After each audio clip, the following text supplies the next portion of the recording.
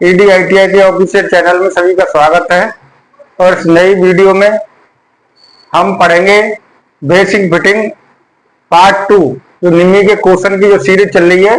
Basic fitting के जो module है उसका पार्ट 2 है और देखते हैं पार्ट 2 में। ठीक है, तो चलते हैं क्वेश्चन पर। तो पहला क्वेश्चन है, फाइल के एक्स के रूप में चिन्हित भाग को नाम दें। तो फाइल के बारे में, फाइल फिटर ट्रेड में बहुत ही महत्वपूर्ण कटिंग टूल है, क्योंकि धातु को छोटे छोटे कणों में हटाने के लिए हमें फाइल की जरूरत पड़ती है। ठीक है, तो फाइल के विषय में जानकारी जरूर बहुत ही ज्यादा आवश्यक है। तो एक्स के रूप में जो इन्होंने पूछा है कि एक्स के रूप में जो चिन्हित भाग है इसको क्या कहते हैं। ठीक है, तो अभी इसका आंसर हम बता देंगे। तो थोड़ा फाइल के बारे में बता दें। तो इस फाइल के जो ऊपर का जो फेस दिख रहा है ये, इसको फेस बोलते हैं।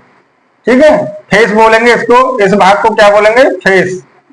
ठीक है, इसको फेस बोलेंगे। ये एज होता है, जो बगल वाला साइड होती है एज बोला जाता है, इसे क्या बोलते हैं, एज। ये पॉइंट होता है। ठीक है, क्या बोलते हैं, पॉइंट। और पॉइंट ये होता है हील। ठीक है, पॉइंट से ये क्या है, हील होता है, ये है हील। क्योंकि जितनी भी कंपनियां हैं अपना नाम, फाइल का प्रकार, फाइल का साइज सब कुछ हील पे ही लिखा रहता है। ठीक है, फाइल की जो लंबाई, अगर क्वेश्चन पूछे आपसे कि फाइल की लंबाई कहां से कहां तक ली जाती है, तो पॉइंट से लेके हील तक फाइल की लंबाई ली जाती है। ठीक है, और फाइल जो हील है, हील के जो आगे वाला भाग, जो हैंडल में जो बैरल फैरल बना हुआ है, इसमें जो भाग फिट होता है उसे टैंग बोला जाता है। जो भीतर हैंडल में ठोका रहता है उसमें क्या होता है, वो टैंग होता है, टैंग। और टैंग के बगल वाला जो साइड है एज वाला, इसे शोल्डर बोलते हैं। क्या बोलते हैं, शोल्डर। ठीक है, तो फाइल के बारे में ये हैंडल हो गया आपका। तो आप इस चित्र को देख के और भी क्वेश्चन बना सकते हैं। ठीक है, अगर और भी क्वेश्चन पूछ ले फाइल के बारे में, तो आपको ये देखना है कि सर ने क्या बताया, कि किस भाग को क्या बोलते हैं। तो क्वेश्चन पूछेगा, देखते ही उसका उत्तर लगा देना है। तो एक्स के रूप में कौन सा भाग है, ये हील। तो इसका राइट आंसर क्या होगा, इसे क्या बोलेंगे, हील। ठीक है, तो चलते हैं अगले क्वेश्चन पर। ये हथौड़ा से संबंधित है, ये हैंड टूल आता है हथौड़े के अंदर। ठीक है, ये हैंड टूल है और चोट मारने के लिए हथौड़े का यूज होता है फिटर वर्कशॉप में। तो अब ये क्वेश्चन बोल रहा है, एक्स के रूप में चिन्हित हथौड़े के भाग का नाम बताइए। तो अब हथौड़े के सभी भागों के नाम पहले हम जान लेते हैं। जो हथौड़े के जो ऊपर वाला भाग है, जो चट्टा वाला भाग है, इसे हम बोलते हैं पीन।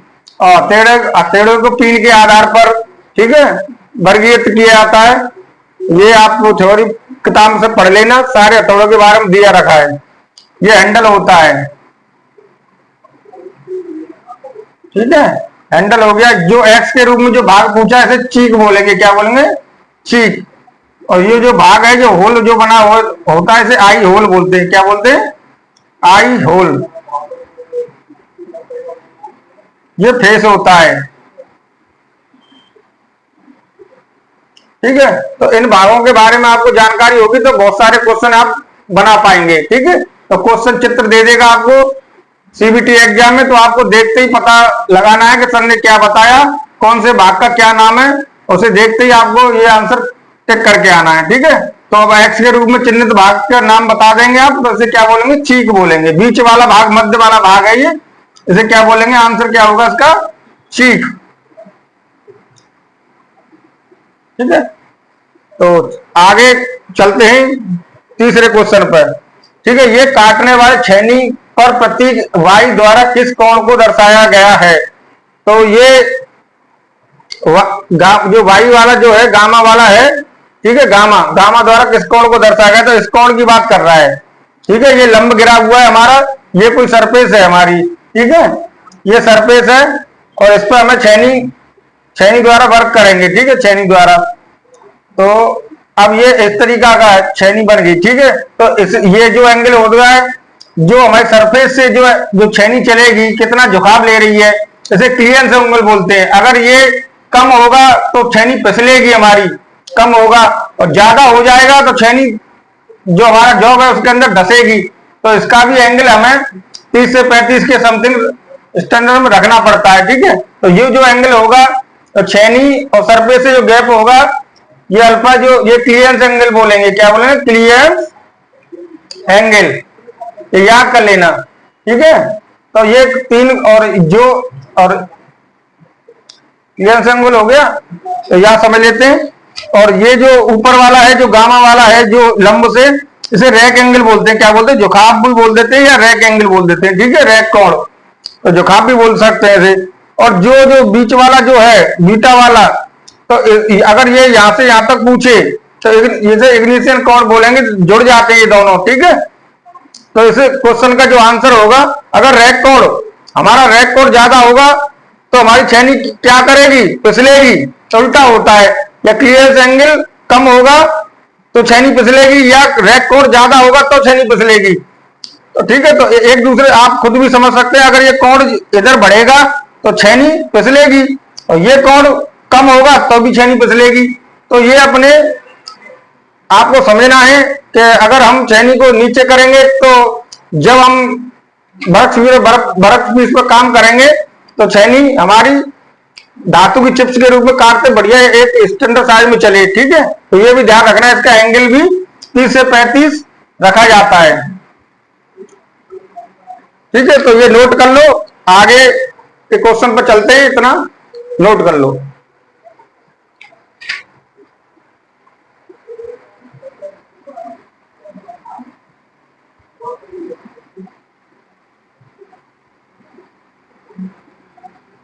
ऐसे ही क्वेश्चन निम्न में आपको बार बार पूछे जा रहे हैं, ठीक है, चित्र से संबंधित।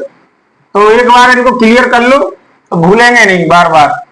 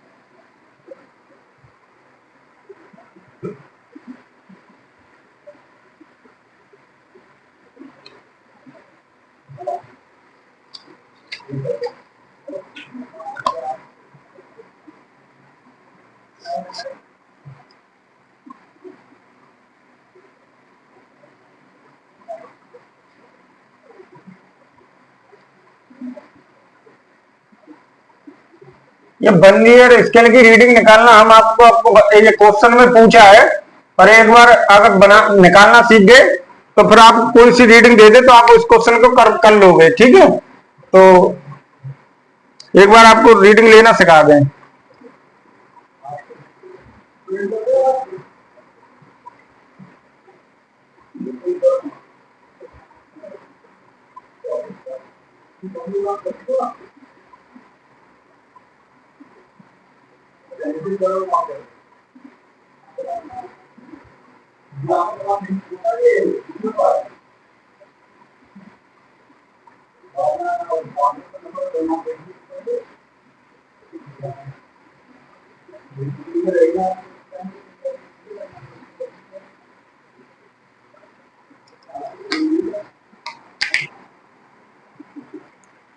तो वर्नियर कैलिपर की रीडिंग क्या होगी? तो वर्नियर कैलिपर, ठीक है, तो इससे हम किसी भी वर्कपीस की लंबाई चौड़ाई सब कुछ निकालते हैं।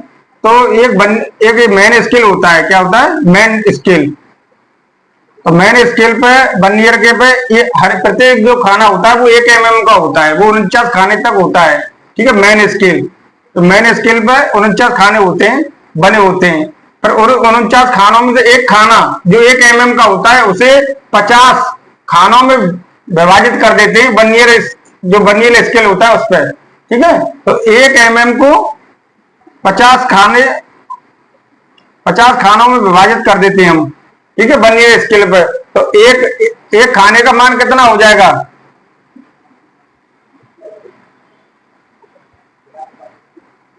0.02। ठीक है, कितना हो जाएगा? 0.02 हो जाएगा। एक खाने का मान कितना हो जाएगा? 0.02। तो हम तो वर्नियर कैलिपर का अल्पतमांक कितना होगा? एक खाने का मान होगा 0.02 होगा। ठीक है, तो हम इससे कम से कम कितना माप सकते हैं? 0.02। ठीक है, तो अगर हम वर्नियर स्केल पर देखते हैं, अगर हमारा मेन स्केल पर अगर 25 में कोई हमारा मिल रहा है और वर्नियर स्केल पर उस वर्नियर स्केल के कौन सा खाना तो मेन स्केल के खाने से टच हो रहा है, तब हम रीडिंग निकालते हैं। ठीक है, तो आप समझ में आ गया कि एक खाने का जो मान होता है वो 50 बराबर भागों में बांट दिया जाता है वर्नियर स्केल पर।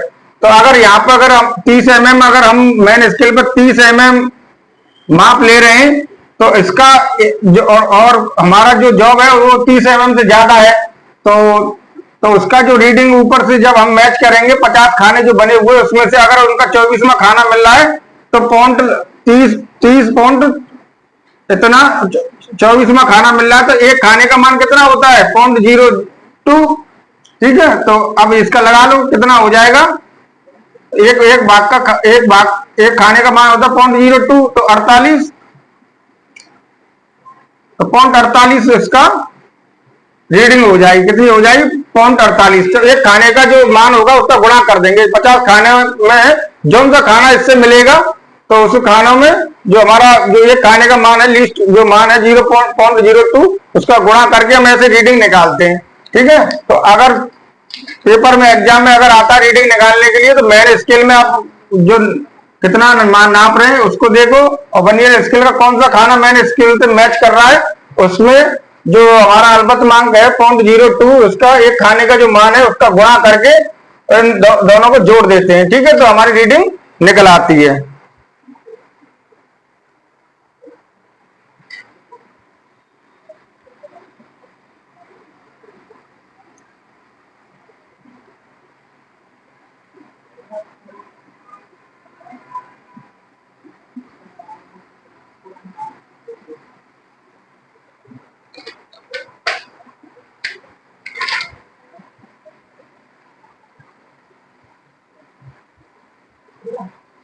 पांचवा क्वेश्चन है हमारा,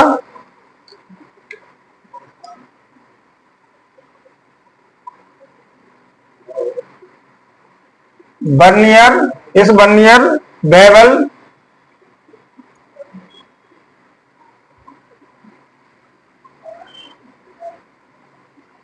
प्रोटेक्टर की रीडिंग क्या है?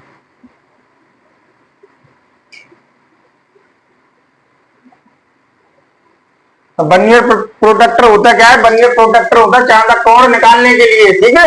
तो बर्नियर बेवल प्रोटेक्टर क्या है? किसी भी एंगल को ज्ञात करने के लिए बर्नियर प्रोटेक्टर का यूज करते हैं, ठीक है। तो अब रीडिंग कैसे निकालेंगे? तो इसमें भी मेन स्केल होता है और एक बर्नियर बेवल बर्नियर स्केल होता है। तो इसका जो एक खाने का मान होता है,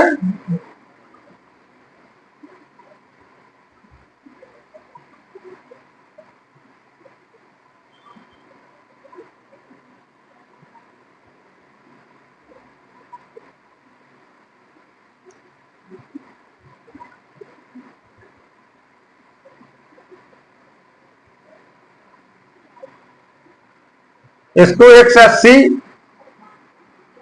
एंगल का बना होता है। एक साइड में 180 और 180 360 का होता है पूरा गोला, ठीक है। पूरा जो हमारा जो प्रोटेक्टर हेड है जो 180 और 180 360 मिला के होता है।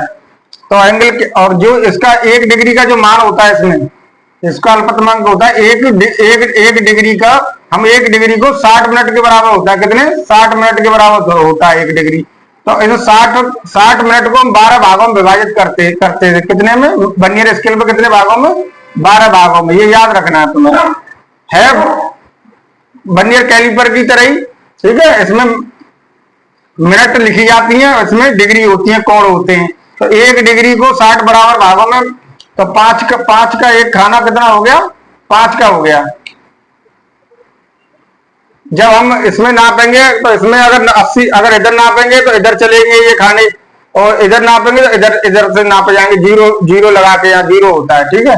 जीरो से मैच करके इधर और इधर दोनों तरफ नापे जाते हैं। अगर यहाँ पर अगर 40 डिग्री हो रहा है और एक्स्ट्रा निकल रहा है, तो इधर के खानों की संख्या देख लेंगे कितना कर रहा है, 5 जोड़ जोड़ के, तो उसी को जोड़ के इसमें लिख देंगे। इतना हमारा एंगल हो जाएगा। तो इसका बेवल बर्नियर बेवल प्रोटेक्टर की जो अल्पतमांक होता है वो 5 मिनट होता है। लीस्ट काउंट कितना होता है? 5 मिनट, ठीक है। 5 मिनट लीस्ट काउंट होता है, ये याद रखना है। क्योंकि इसके 1 डिग्री का मान जो होगा वो इसके 12 बराबर भागों में कब बांटा है। ऐसे 60 मिनट को 1 डिग्री बराबर 60 मिनट होता है। 60 को 12 बराबर भागों में बांट दिया है। 1 डिग्री को 12 बराबर भागों में बांट दिया है, ठीक है। तो एक भाग का मान 5 मिनट हो गया। तो आप जो भी क्वेश्चन आएगा आप रीडिंग निकाल लेंगे, ठीक है।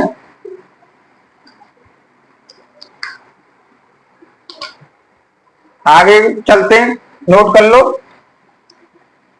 समझना है, समझ के ही इन क्वेश्चनों को आप कर पाएंगे, ठीक है। होता कुछ नहीं है, मेन स्केल होता है, पर उसी मेन स्केल के एक खाने को कई भागों में विभाजित कर दिया जाता है, ठीक है। जो मापनियां पढ़ी होंगी आपने पहली क्लासों में, ठीक है। तो वही सिस्टम है कि एक भाग के मान को ही हम भागों में मार देते हैं, ठीक है। क्योंकि मारते क्यों है? 1 mm और 2 mm के बीच में जो आएगा काउंटों में संख्या, ठीक है, जो मान आएगा उसे दर्शाने के लिए हमें ऐसा करना पड़ता है, ठीक है।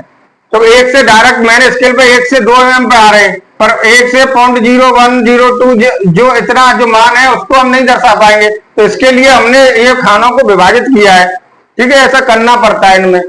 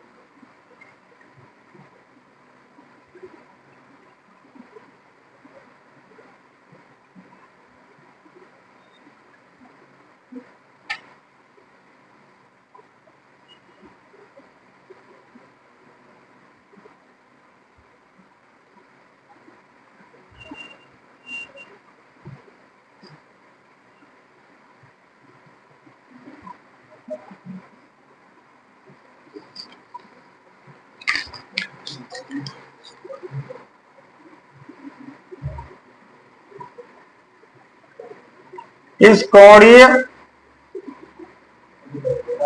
मापक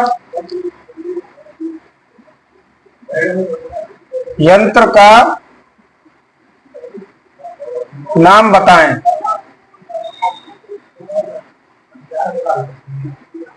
ठीक है, तो ये जो है कि कौड़ी मापने के लिए, ठीक है, ये वर्नियर, ये हमारा यूनिवर्सल यूनिवर्सल हमारा बेवल गेज है। कौन सा है ये? Universal bevel gauge. इसे कौड़ी मापक यंत्र है, ये कौन मापते हैं। ठीक है, तो ऐसा अगर फिगर आ जाए और पूछा है कि कौन सा मापक यंत्र है, तो आप कहेंगे यूनिवर्सल। इसका आंसर क्या होगा? इसे यूनिवर्सल क्यों कहा? इसे एडजस्ट कर लेंगे कहीं भी, ठीक है, एडजस्ट कर लेंगे किधर भी, किसी भी एंगल के लिए, तो ये यूनिवर्सल हो जाता है। कोई सा एंगल नाप सकते हैं, फिक्स नहीं है इसका कि आप इससे 45 का ही नपेगा या 90 का ही नपेगा, आप कोई सा भी एंगल इससे नाप सकते हैं। यूनिवर्सल बेवल गेज सेट कर लेंगे इसे। ये कौन सा है? यूनिवर्सल। ये घूमता है ये, ठीक है, यूनिवर्सल बेवल गेज। ऐसा फिगर आपको मिल जाए तो आपको क्या करके आना है? इसका आंसर यूनिवर्सल बेवल गेज है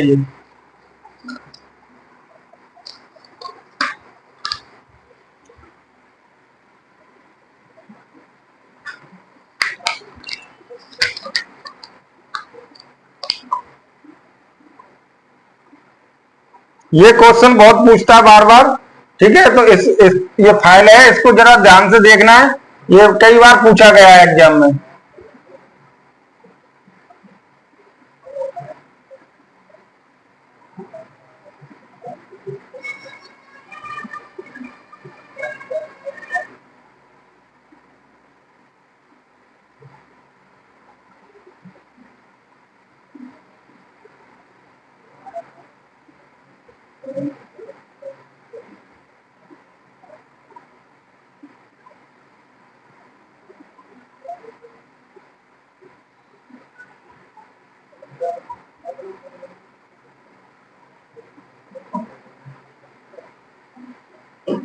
ये फाइल है हमारी, ठीक है, ध्यान रखना। ये आगे से मुड़ी हुई होती है, इनका क्रॉस सेक्शन भी लिख देता हूं। इस तरीका क्रॉस सेक्शन है इनका,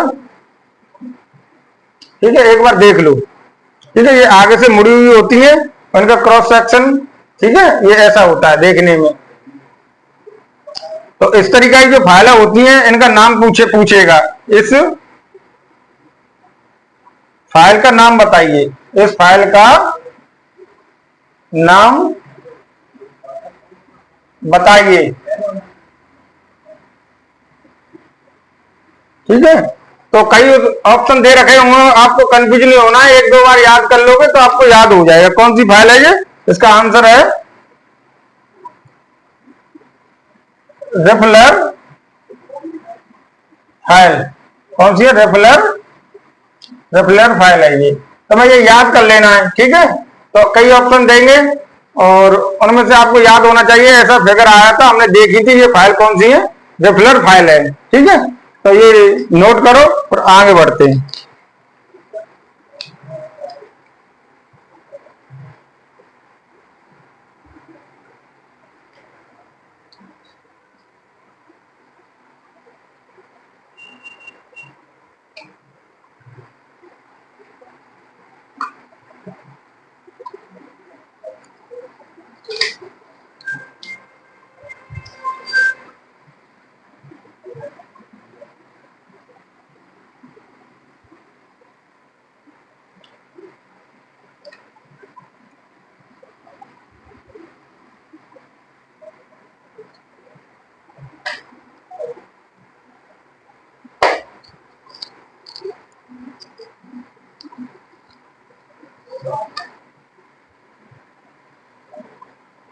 क्वेश्चन नंबर अगला, उस दोष का नाम बताइए। उस दोष का नाम बताइए जब धातु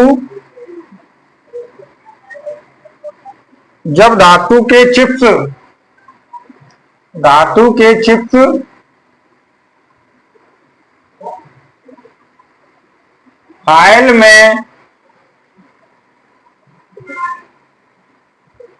फाइल में दांतों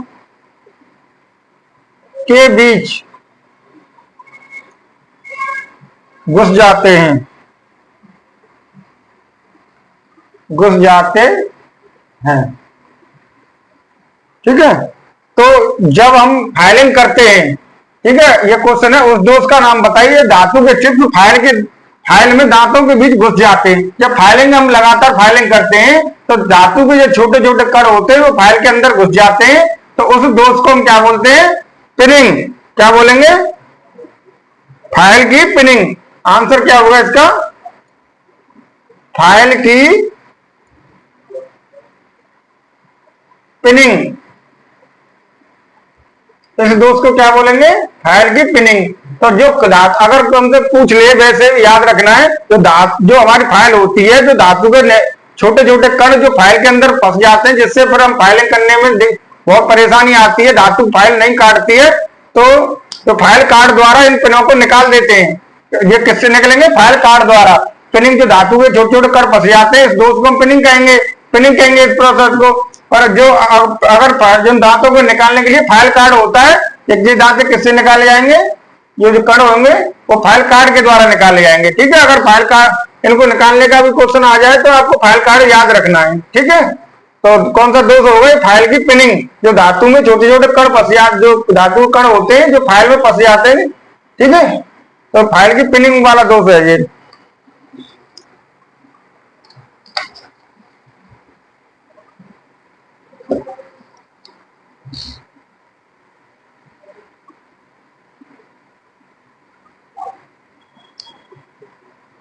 ऑल ग्रुप्स को काटने के लिए किस छेनी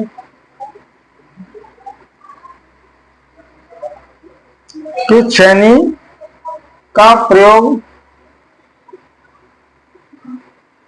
उपयोग किया जाता है?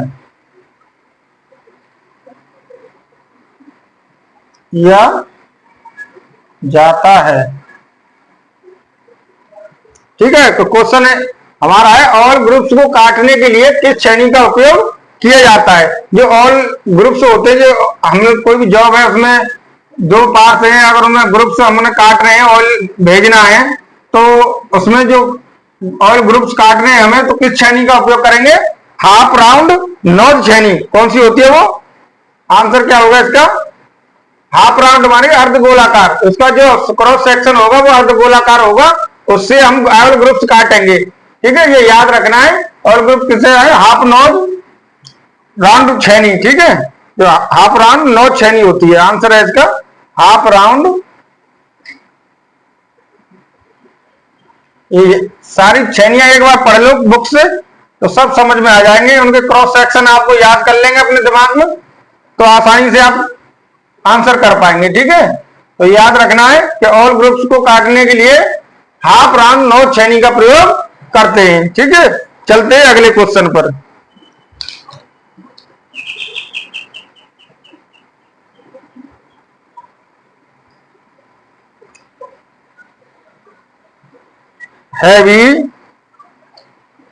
हैवी ड्यूटी वर्क के लिए पढ़ना है क्वेश्चन एक दो बार, फिर समझ के क्वेश्चन को लगाना है, तभी आंसर सही दे पाओगे।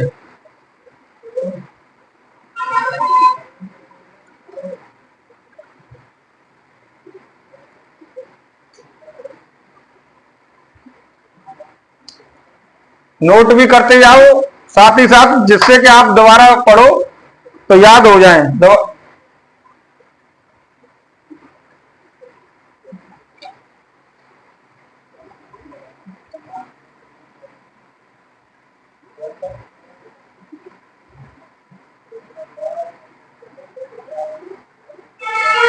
हैवी ड्यूटी वर्क के लिए किस ग्राइंडिंग मशीन का उपयोग किया जाता है? हैवी ड्यूटी वर्क माने भारी जो वर्क पीस हैं उनके लिए कौन सी ग्राइंडिंग मशीन का उपयोग किया जाता है? तो इसमें आपको आंसर लिखना है ये आप याद कर लेना। ग्राइंडर मशीन सारी ये कौन से हल्के वर्ग के लिए होती है, कोई मीडियम के लिए होती है, हैवी के लिए होती है। तो इसका जो राइट आंसर होगा पेडिस्टल ग्राइंडर।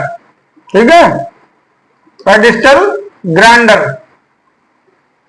तो राइट आंसर क्या हो जाएगा इसका? Pedestal grinder. तो हैवी ड्यूटी वर्क के लिए तो अपना इससे आपको याद रखना है कि हैवी ड्यूटी वर्क के लिए किस ग्राइंडिंग मशीन का उपयोग किया जाता है? तो पेडिस्टल ग्राइंडर। ठीक है, पेडिस्टल ग्राइंडर जो होती है उसमें हैवी ड्यूटी वर्क किया जाता है। इतना अपने दिमाग में आप पढ़ लोगे 2-4 बार क्वेश्चन को तो याद हो जाएगा। क्वेश्चन डायरेक्ट ऐसे मिलेगा तुम्हें एग्जाम में तो आप देखते ही उत्तर तुरंत लगाओगे। ठीक है, चलते हैं अगले क्वेश्चन के लिए, नोट कर लो।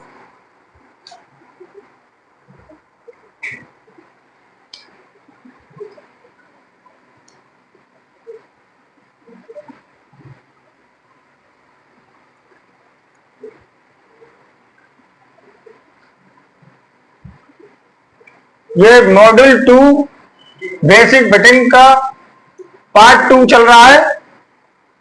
ठीक है, तो अपने पढ़ते रहो, सारे क्वेश्चन आपके निम्मी के हो जाएंगे, अच्छे नंबर आएंगे आपके। ठीक है, अपना लगाते रहो क्वेश्चनों को। क्वेश्चन अगला,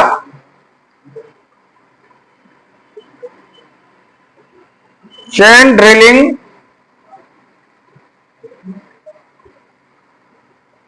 के बाद मटेरियल को अलग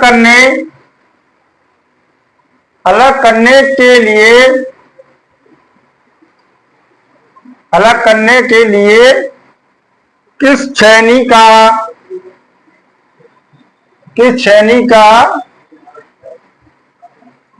उपयोग किया जाता है?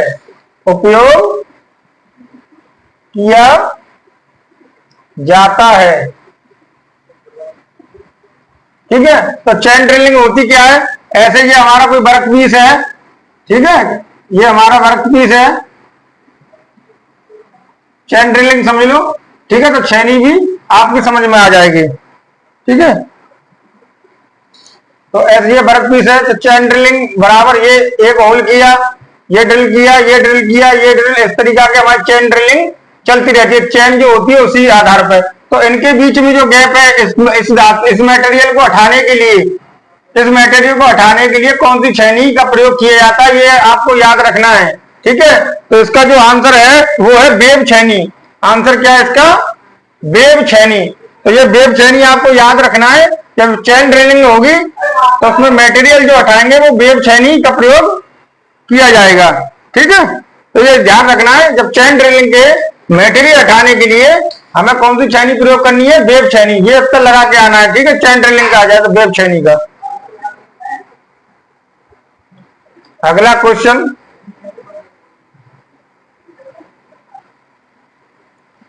लकड़ी का काम, 4 ऑप्शन देंगे, उनमें से सही ऑप्शन वेब छेनी आपको लगा के आना है। ठीक है, लकड़ी का काम करने वाले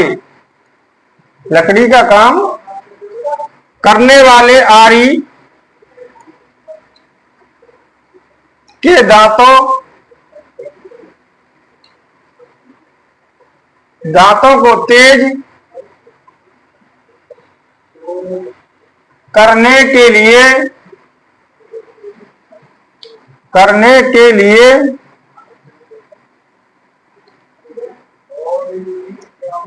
किस फाइल का उपयोग किया जाता है? ठीक है, तो ऐसे क्वेश्चन पूछेगा, ये आपको याद रखने जिससे कि आपके अच्छे नंबर आ सके। क्वेश्चन को 2 बार पढ़ना है तब उत्तर लगाना है। किया जाता है, लकड़ी का काम करने वाले, जो लकड़ी का काम होता है, जो आरी के दांते को तेज करने के लिए जो लकड़ी आरा लगी मशीनें लगी होती हैं, वहां उनके जो आरी लगी होती है उनके दांतों को तेज करने के लिए किस फाइल का उपयोग किया जाता है, ये क्वेश्चन हमसे पूछ रहा है। तो इसका जो आंसर होगा ये याद रखना है तुम्हें। तो लकड़ी का अगर काम करने वाले जो आरे के दांते से संबंधित क्वेश्चन आ जाए तो उसमें जो आपका जो आपकी फाइल जो यूज होगी वो मिल्सॉ फाइल, कौन सी लकड़ी में कौन सी फाइल आती है, मिल्सॉ फाइल। अगर लकड़ी का काम हो रहा है, ठीक है, तो जो आरा मशीनें लगी होती है उनमें जो आरी लगी होती है उसके दांतों को तेज करने के लिए मिल्सॉ फाइल का यूज किया जाता है। ये याद रखना, क्वेश्चन में पूछेगा डायरेक्ट, लकड़ी का काम करने वाले आरी के दांतों को तेज करने के लिए किस फाइल का उपयोग किया जाता है, तो मिल्सॉ फाइल होती है। कौन सी, मिल्सॉ फाइल। ठीक है, ये नोट करो, आगे फिर चलते हैं।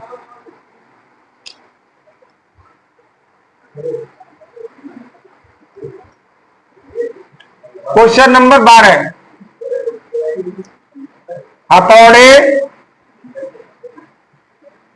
हथौड़ा एक हैंड टूल है जिससे हम पीटने का काम करते हैं, चोट मारने का काम करते हैं। ठीक है, वर्कशॉप में, फटर वर्कशॉप में इसका बहुत ही उपयोग है। हथौड़े का वजन को कहां दर्शाया जाता है, कहां दर्शाया जाता है, ऐसे ही क्वेश्चन आ रहे हैं बार बार। ठीक है, तो हथौड़े का जो वजन होता है तो कहां दर्शाया जाता है, तो हथौड़े का जो बीच का भाग होता है, हमने हथौड़े का भी बता दिया था अगली वीडियो में, इसी वीडियो में बताया है कि हथौड़े का जो मिडिल का भाग होता है, चीक जो होता है, चीक, तो जो चीक होता है तो उस पर हमें वजन दर्शाया जाता है। हथौड़े का वजन क्या होता है, चीक पर। इसका आंसर होगा चीक। ठीक है, तो हथौड़े का जो वजन को कहां दर्शाया जाता है, चीक पर दर्शाया जाता है, कितने ग्राम का है। ठीक है, ये याद रखना है तुम्हें। हथौड़े का जो वजन लिखा होगा, दर्शाया गया होगा, वो हथौड़े के मध्य भाग जो चीक होता है उस पर दर्शाया जाता है। ठीक है, नोट करो, फिर आगे चलते हैं।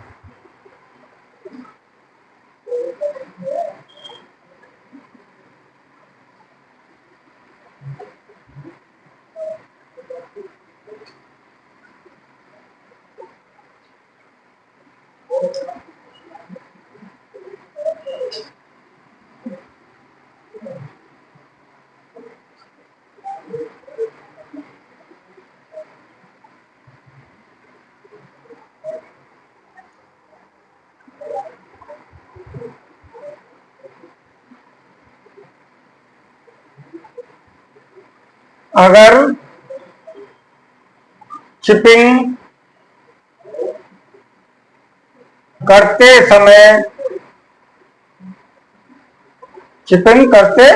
समय छेनी का निकासी कोण को क्लियरेंस कोण भी बोला जाता है। ठीक है, निकासी कोण को अनुशंसित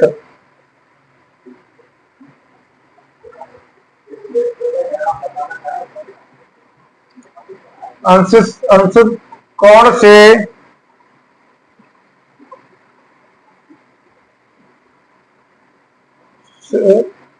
से कम है तो क्या प्रभाव पड़ेगा, क्या प्रभाव होगा। ठीक है, तो देखो क्वेश्चन पढ़ते हैं। अगर चिपिंग करते समय, चिपिंग होती है धातु से हम जो चिप्स पतली पतली जो चिप उतारते हैं उस क्रिया को चिपिंग कहते हैं। ये छेनी के द्वारा होती है। ठीक है, छेनी के द्वारा जो धातु उठाने की जो क्रिया होती है वो क्या होती है, चिपिंग। तो धातु छेनी से धातु को एक चिप्स के रूप में उठाया जाता है, उसे हम चिपिंग बोलते हैं। चिपिंग करते समय छेनी का निकासी कोण, तो निकासी कोण है अनुशंसित कोण से कम है। तो अगर ये कोण क्लियरेंस एंगल कम हो जाएगा तो छेनी हमारी फिसलेगी। क्या करेगी, मैंने आपको बताया था कि ये जो छेनी का जो हमारी छेनी है, अगर ये वाला जो कोण है, ठीक है, निकासी कोण अगर कम हो जाएगा तो क्या करेगी, छेनी फिसलेगी। अगर ये अपने एक्चुअल कोण पे चलेगी जितना स्टैंडर्ड दिया हुआ है तो छेनी आराम से हमारी चिपिंग करती हुई निकलेगी। तो क्या होगा इसका राइट आंसर, जब कम हो जाएगा तो क्या होगा, ये फिसलेगी। तो 4 ऑप्शन दे रखे होंगे, जिसमें भी छेनी फिसल जाएगी वही उसका राइट आंसर होगा। ठीक है, तो कटिंग एज घुस नहीं सकती, घुसेगी नहीं, जब फिसल रही है तो घुसेगी कहां से, घुस नहीं सकती। छेनी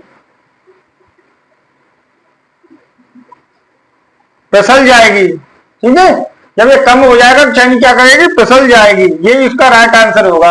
क्वेश्चन को पढ़ना है, समझ के इसका उत्तर लगाना है, कंफ्यूज नहीं होना बिल्कुल भी। ठीक है, आपको बता दिया निकासी कोड क्लियरेंस कोड नीचे का होता है, ये जितना कम होगा तो छेनी फिसलेगी।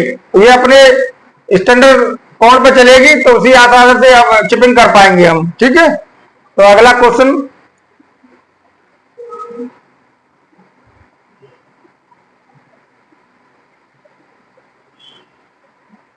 टूटे बिना तन्यता, टूटे बिना तन्यता बलों के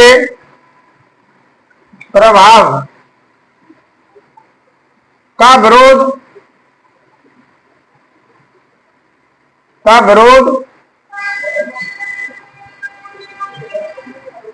करने वाली धातु की प्रॉपर्टी, फिजिकल प्रॉपर्टी, मेटल की फिजिकल प्रॉपर्टी से क्वेश्चन है ये, भौतिक गुण। ठीक है, धातु के भौतिक गुण, प्रॉपर्टी का नाम बताइए। ठीक है, नाम बताए। तो ये पूछ रहा है कि अगर कोई टूटे बिना, कोई भी धातु है बिना टूटे उसे एक तार के रूप में तन्यता वाले प्रभाव, बलों के प्रभाव का विरोध करने वाली धातु की प्रॉपर्टी का नाम बताइए। तो तार के रूप में उसे खींच दिया जाए और टूटे नहीं, तन्यता के बलों के प्रभाव को निष्क्रिय होता चले जाए। ठीक है, तार के रूप में, सोना सबसे तन्यता वाला धातु है हमारी। ठीक है, सोने के बहुत लंबे लंबे तार खींचे जाते हैं और टूटते भी नहीं है। ठीक है, एक होता है कि अगर तार खींच दिए और उसमें अगर ज्यादा वजन सहन कर रहा है तार, तो वो डक्टिलिटी, मजबूती होती है, वो गुण अलग होता है। ठीक है, अगर तार के रूप में ही धातु को बनाया जा रहा है तो तन्यता का गुण होगा। क्या होगा, तन्यता का गुण। बिना टूटे अगर तार के रूप में धातु का अगर हम बदल रहे तो उसका ये कौन सा गुण होगा, तन्यता का। टेनेसिटी बोलेंगे इसे, क्या बोलेंगे, टेनेसिटी, तन्यता। तो ये याद रख लेना है, इनमें अंतर है थोड़ा। अगर तार के रूप में जा रहा है बलों का प्रभाव को निष्क्रिय करते हुए, ठीक है, विरोध करते हुए, तो धातु की कौन सी प्रॉपर्टी होगी, ये टेनेसिटी होगी। अगर ये तार का अगर वजन सहन कर रहा है तो वो क्या होगा, वो उसकी डक्टिलिटी, मजबूती वाला गुण हो जाएगा उसके अंदर। ठीक है, तो ये भी क्वेश्चन में आपको कंफ्यूज नहीं होना, अलग अलग है। अगर इसमें बल अगर लगा देता बाहरी और सहन कर रहा है तो उसमें डक्टिलिटी वाला गुण होगा, तभी सहन कर पाएगा। ठीक है, तो इस वीडियो में इतना ही है। बाकी के अगली वीडियो में पार्ट 3 में हम बेसिक फिटिंग के जो क्वेश्चन है वो बताएंगे। ठीक है, इस वीडियो में इतना ही, आप नोट कर लो।